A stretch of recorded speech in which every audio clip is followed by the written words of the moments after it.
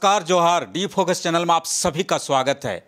महाराष्ट्र की राजनीति की उठापटक और राष्ट्रपति के चुनाव की गहमा गहमी के बीच इस समय झारखंड में जिस चुनाव को लेकर सभी की नजरें गड़ी हुई है वह है मांडर का उपचुनाव। और मांडर के उपचुनाव के आज वोटों की गिनती चल रही है और सुबह से ही लोग इसका इंतजार कर रहे हैं कि मांडर में आखिर कौन जीतने जा रहा है।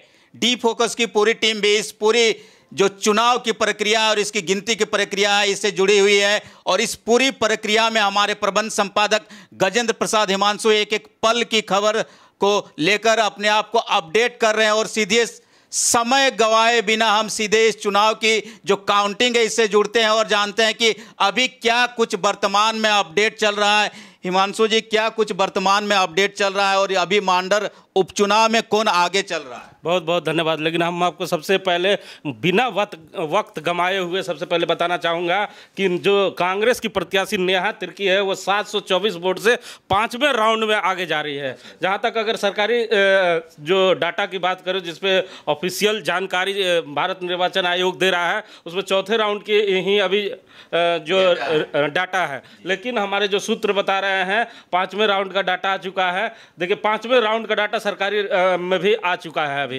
तो आप देख ले कि ये जो सरकारी डाटा है इसके अनुसार अगर हम लोग देखें तो जो नेहा तिर्की है वो करीबन 724 वोटों से आगे चल रही है, जो इस समय की सबसे बड़ी खबर है। लेकिन मैं आपको बताऊं कि सुबह से ही इस चुनाव को लेकर ये जो उपचुनाव है इसे लेकर तमाम लोगों की निगाहें टिकी हुई थी और तमाम लोग जानना चाहते हैं कि आखिर क्या होने वाला है, क्योंकि झारखंड में ये उपचुनाव एक बहुत महत्वपूर्ण कड़ी होगा जो झारखंड की राजनीति में जितने राजनीतिज्ञ हैं उनकी नज़र इस चुनाव पे है, क्योंकि नेहा तिर्की जो है वो बंधु तिर्की की बेटी है और बंधु तिर्की एक आदिवासी नेता के बड़े चेहरे भी हैं।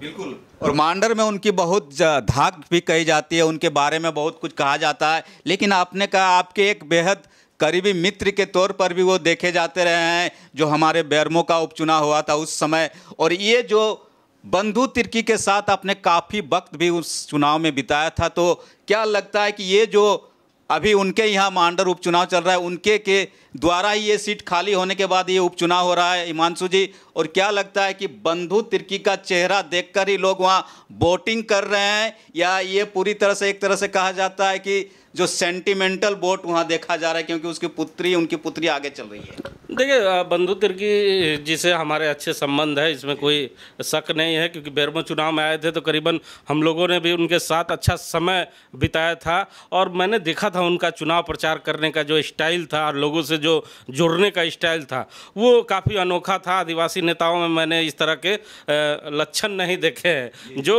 इनमें देखे हैं। किसी के घर में घुस जाना, किसी के चूल्हे पर जो खाना पक रहा है वहाँ बैठ के खा लेना और मतलब उन्हें फील कराना कि हम आपके हैं, अपने हैं। होने के बाद जब सीट खाली हुई थी और उनकी बेटी का जब नाम आया था तो मैंने भी टीवी पर सुना था कि उनकी बेटी शिल्पी नेहा तिर्की जो है उन्हें प्रत्याशी बनाया जा रहा है और बंधु तिर्की ने उन्हें उत्तराधिकारी बनाया है। तो उनकी बेटी जो है वो काफ़ी पढ़ी लिखी है और उन्होंने चुनाव में अपने को साबित करने के लिए काफ़ी पसीना भी बहाया है। लेकिन जिस तरह कांग्रेस के तमाम दिग्गज नेता ने मांडर में कैंप किया उसके बाद लग रहा था कि बंधु तिर्की ये चुनाव जीत सकते हैं। क्योंकि मैं इसलिए ये बातें कह रहा हूँ क्योंकि बंधु तिर्की से मेरी नज़दीकियाँ हैं, इसलिए नहीं कह रहा हूँ। क्योंकि झारखंड में कोई भी उपचुनाव हुआ है उसमें महागठबंधन विजय हुआ है, ये आपको देखने को मिला होगा।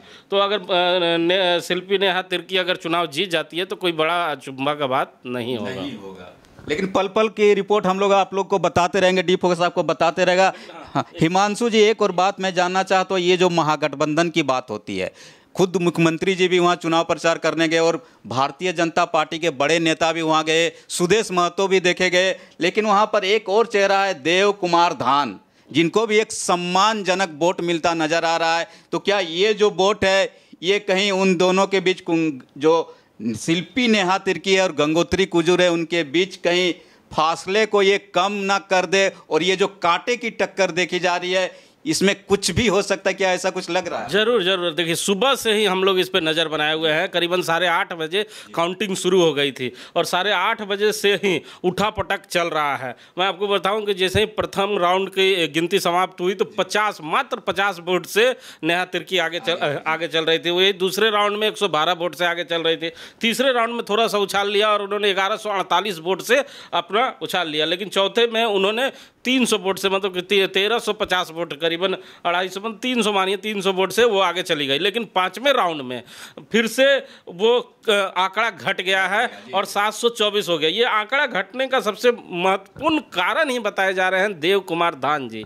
जो देव कुमार धान है, मैं बताऊं पिछले कई चुनावों में उन्हें अच्छा वोट आता है, लगभग 10 से 15 हज़ार के बीच में वो वोट लाते हैं और ये बहुत बड़ा फैक्टर होता है। और बंधु तिर्की के हार, जो बंधु तिर्की इसके पहले चुनाव हारे थे 2014 में, उसका कारण देव कुमार धान को ही माना जाता है कि देव कुमार धान ने उनके हार में एक महती भूमिका निभाई थी। अगर कुछ भी उलटफेर होता है तो समझिए देव कुमार धान जी का एक बड़ा योगदान इसमें होगा और भारतीय जनता पार्टी को इसका फायदा मिलेगा। लेकिन करीबन 21 राउंड की गिनती है, अभी कुछ भी कहना जल्दबाजी होगी।